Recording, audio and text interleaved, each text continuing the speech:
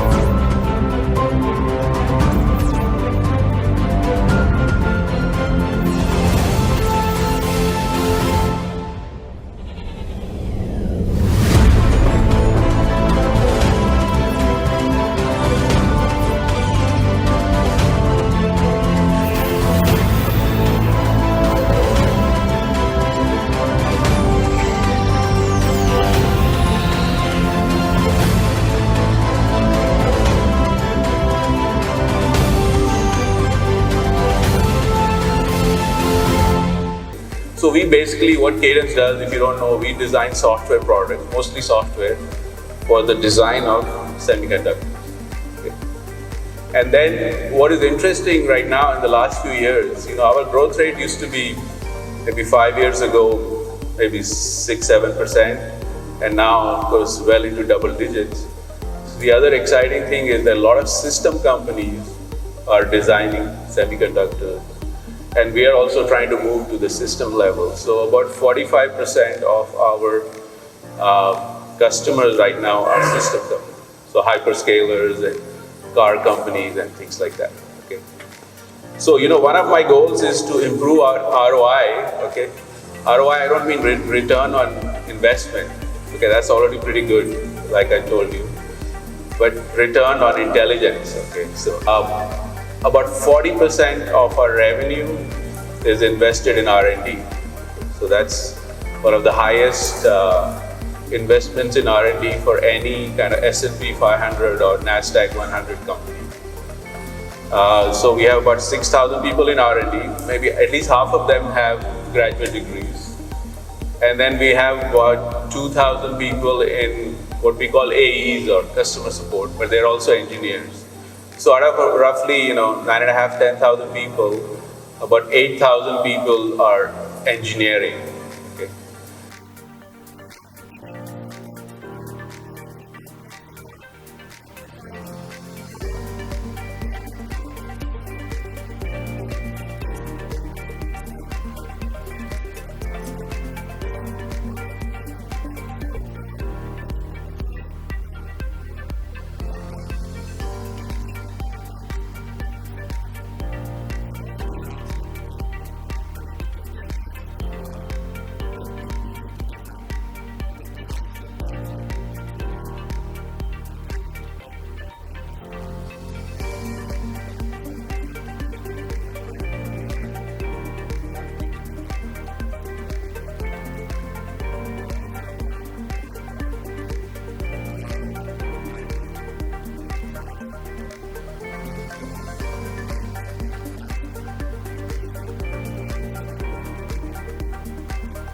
the way we look at the word, and this is all, you know all this, is in three circles. Okay? So the outer circle is the data circle. Then the circle within that is the system circle. And the circle within that is the silicon circle. Okay, perfect example is like an electric car. So you have all the navigation data, and then you have the actual physical car, the hardware, software, the electrical and mechanical, and then you have the chips that drive the car. Okay, so this is happening in all industries. Okay, car is one example. Same thing in data center or mobile or you name it. Okay, and so when we want to grow, it's very important to grow in your area of expertise, and it's very important to figure out for any company what they are really good at. Okay, because everybody wants to grow, so we have to figure out what is your core strength. So in terms of Cadence and EDA, the core strength is what we call computational software. So this is CS plus math. So if you know about EDA, it has probably the most sophisticated algorithms in terms of numerical analysis, Boolean algebra, whatever you can imagine. And it has been traditionally applied to silicon, which is, so the red arrow here is computational software. And if you apply it to silicon design, that's EDA and IP. And then the next circle is system. So if you apply to there is system simulation. I'll talk a lot more about system simulation. And you apply CS and math to data, of course, that's AI and data analytics. So not only we want to do well in EDA, and we are doing pretty well in our core business, but also into systems and data analytics and AI.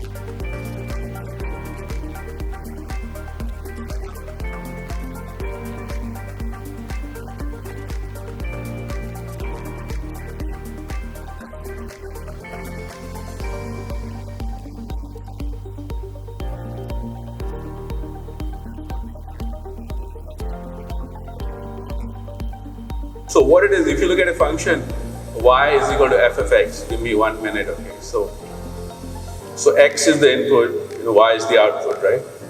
F is the function. Okay.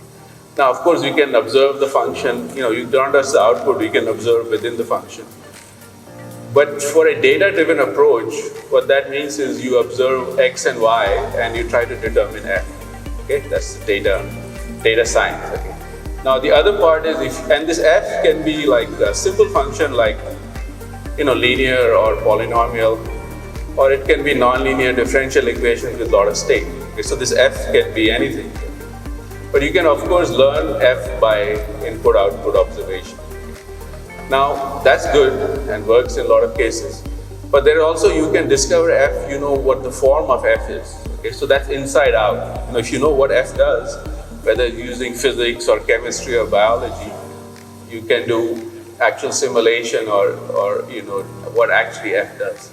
So I think it's very important to combine these two. The inside out, which is in which you know what f is, and some cases you don't, and outside in, where it's purely data driven.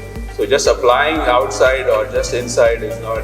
So my opinion is both is good. So now we have traditionally done a lot of inside out in EDA and a lot of math disciplines, but we need to complement that with outside in. Okay, and one example of that is even chip design, right? So chip design, we have these products that will model the physics of the chip, and you design the chip, but it will have a lot of variables. Okay, so for example, you work with one customer, they're running our software, it has a lot of variables, and I think this outside in application is useful for optimization. To give you example, this outside in view. So we have 17 variables.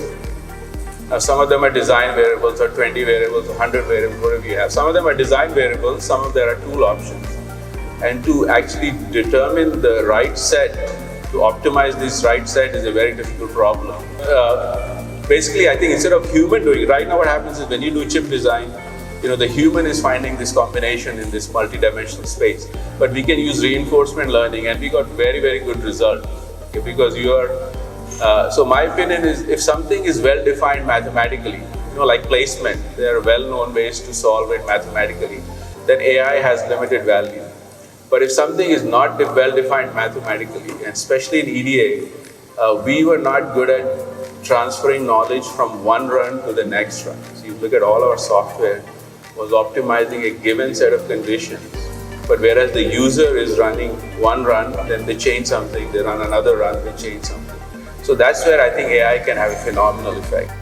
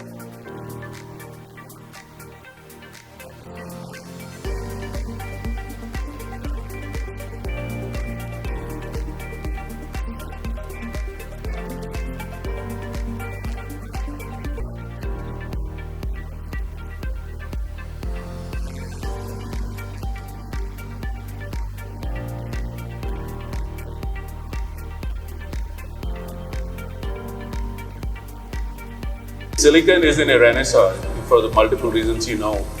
It's about $500 billion industry. This is our customers. And it is expected to double in the next few years to about $1 trillion. And of course, it is used in almost all aspects of digital transformation. And good thing is almost all chips that are designed in the world use some form of Cadence software.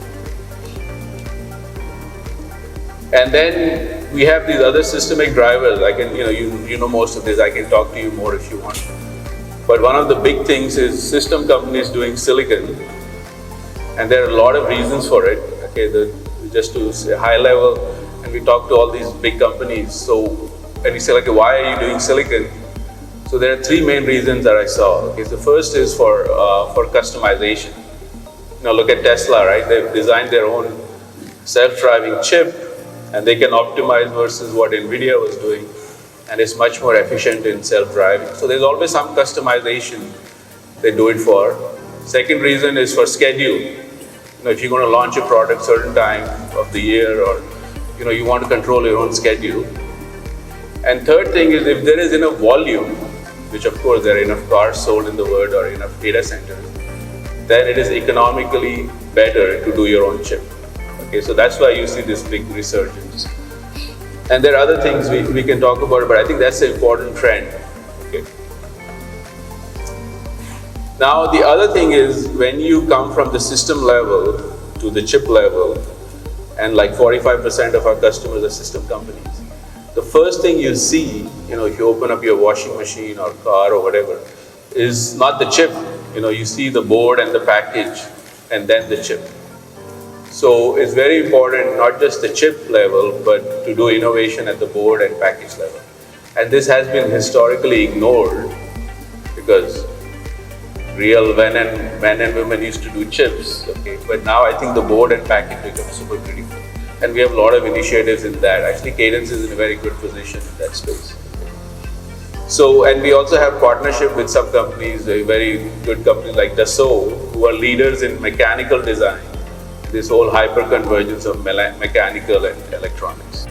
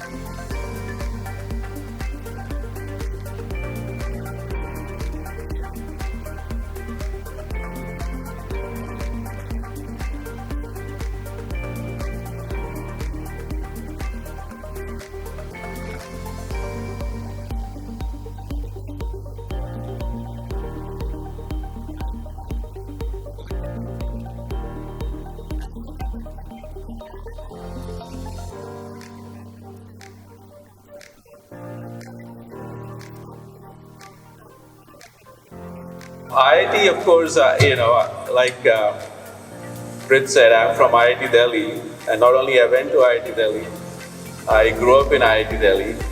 My dad joined IIT in 1961 when it was formed. So all my 20 years in Delhi, I lived in house cars in IIT Delhi, and my wife's father was also a professor in IIT Delhi. He also joined in 61. So I am as IIT as you can get. Yeah.